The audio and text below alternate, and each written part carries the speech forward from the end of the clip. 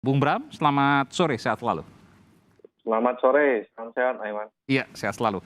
Bung Bram, ada penekanan yang cukup keras dari Pak Luhut yang mengatakan bahwa tidak ada dispensasi-dispensasi lagi kecuali bagi yang betul-betul tepat. Apa yang dimaksudkan dengan pernyataan Luhut Binsar Panjaitan ini? Ya, betul. Jadi semalam dilakukan rapat kabinet yang dipimpin oleh Bapak Presiden serta Bapak Wakil Presiden, dan salah satu arahan dari Bapak Presiden dan Wakil Presiden adalah mengenai pengetatan karantina.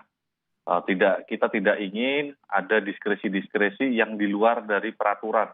Jadi kita akan semakin ketat, jangan sampai orang yang sebenarnya tidak berhak melakukan karantina secara mandiri, namun melakukan karantina secara mandiri. Dan ini adalah upaya perbaikan yang sedang dilakukan oleh pemerintah. Namun menurut saya masyarakat juga jangan terlalu khawatir, karena berdasarkan dari data yang ada kita terima, jumlah kasus Omikron di luar negeri meskipun meningkat dari 1.000 menjadi 184.000, namun data-data yang kita punya menunjukkan Omikron ini dampaknya lebih ke ringan dan sedang.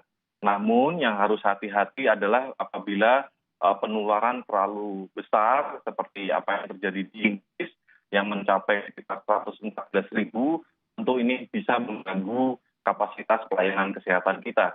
Jadi masyarakat, himbauannya adalah masyarakat tidak perlu terlalu khawatir, namun tetap harus waspada.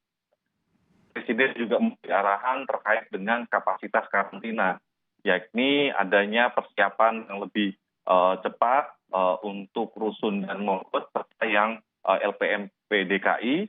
Apabila masih dirasa kurang, maka akan disiapkan skema cadangan melalui hotel bintang 2. Jadi menurut saya masyarakat tidak perlu khawatir mengenai kapasitas.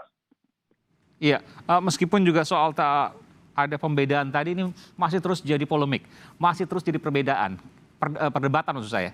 Bagaimana kemudian pejabat bisa karantina mandiri di rumah, tapi kemudian rakyat jelata harus terpusat di Wisma Atlet?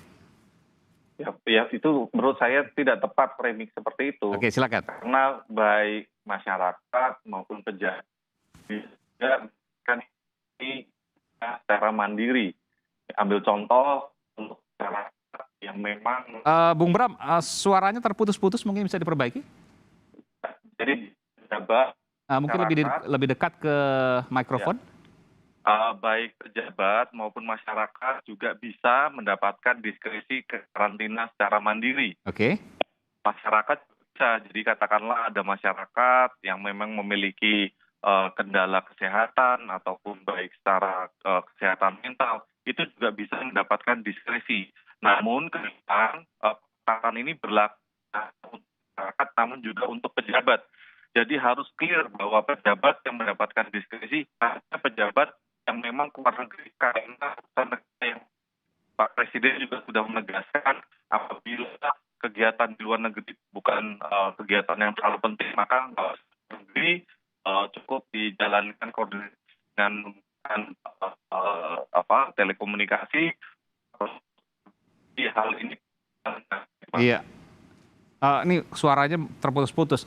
Tapi saya ingin konfirmasi, jadi kalau pejabat tidak dengan tugas negara, ia keluar negeri, maka tidak boleh mendapatkan fasilitas karantina mandiri, harus terpusat di hotel. Tidak boleh, betul. Harus terpusat. Lalu juga tidak boleh seperti keluarga juga mendapatkan diskresi, itu tidak boleh. Ini yang dimaksud dengan pengetatan. Oh, jadi hanya tugas negara, terkait dengan tugas negara, dan itu dilakukan dengan selektif dan ketat. Betul. Oke. Terakhir soal 46 informasi terkait dengan Omikron di Indonesia. Ini angkanya terus bertambah, meskipun tadi juga Anda mengatakan, Pak Luhut juga hari ini juga mengatakan bahwa dampak Omikron tidak sedahsyat Delta, kurang lebih begitu ya. Tapi harus tetap waspada karena tentu juga bertambah di negara yang bertambah, meskipun efeknya tidak seberat Delta yang pernah kita alami sama-sama pada Juli tahun lalu. Saya ingin tanya, pengetatan ini juga dilakukan menjelang nanti, karena kan Desember ini akhir, termasuk juga nanti Januari, ya, itu kemudian banyak kedatangan di Indonesia. Bagaimana kemudian pemerintah mengantisipasi hal ini? Salah satu yang dibahas, saat ini masih dibahas adalah apabila pemerintah perlu untuk memperpanjang masa karantina. Namun saat ini pemerintah masih terus menunggu hasil data-data serta bagaimana kondisi para pasien yang sudah terkena Omikron di Indonesia. Sebagaimana mungkin juga tadi Aiman sampaikan, ada satu tenaga kesehatan yang ternyata juga tertular oleh Omikron. Nah, hal ini kita terus pantau bagaimana kondisi para pasien, bagaimana kondisi para tenaga kesehatan. Apabila memang ternyata dari kajian-kajian para epidemiolog serta kajian medis yang ada dirasa karantina perlu diperpanjang, maka akan diperpanjang. Namun saat ini kita masih menunggu perkembangan data-data yang ada, Aiman. Jadi masih 10 hari dan juga 14 hari bagi negara-negara yang terinfeksi varian Omikron masif ya? Betul. Jadi sekali lagi acuannya tetap pada kita menunggu data-data dari hasil pemantauan yang sudah 46 kasus ini. Jadi ada 2 yang merupakan petugas, dua dari petugas Wisma Atlet dan 44 yang pelaku perjalanan luar negeri. Namun tidak perlu khawatir isu yang beredar kata ada yang lolos, tidak, saat ini sudah di dalam karantina. Jadi ada kasus positif yang ibarat kata berkeliaran di luar tidak ada. Tidak ada, karena sudah negatif ya. Ini perlu garis bawahi, sudah negatif ya. Betul, 46 dari seluruhnya, dari 46 kasus positif, keseluruhannya sedang dikarantina. 36 di Wisma Atlet, lalu sisanya ada di rumah sakit, banyaknya di RSPI Sulianti Saroso. Jadi sudah dikarantina. Dan sejauh ini belum ada laporan kematian dari Omikron di Indonesia? Belum ada, ya semoga tidak terjadi, Aiman. Kita benar-benar tidak berharap, karena pemerintah berharap kasus COVID ini bisa terus terkendali dan aktivitas ekonomi bisa berjalan dengan terbuka untuk masyarakat. Kita tidak mau lama-lama menghadapi pandemi ini. Betul. Salah satu yang perlu kita dorong adalah vaksinasi, Aiman. Baik, terima kasih Abraham Wirotomo, tenaga ahli utama kantor staf Presiden KSP. Terima kasih Bung Bram, sehat selalu.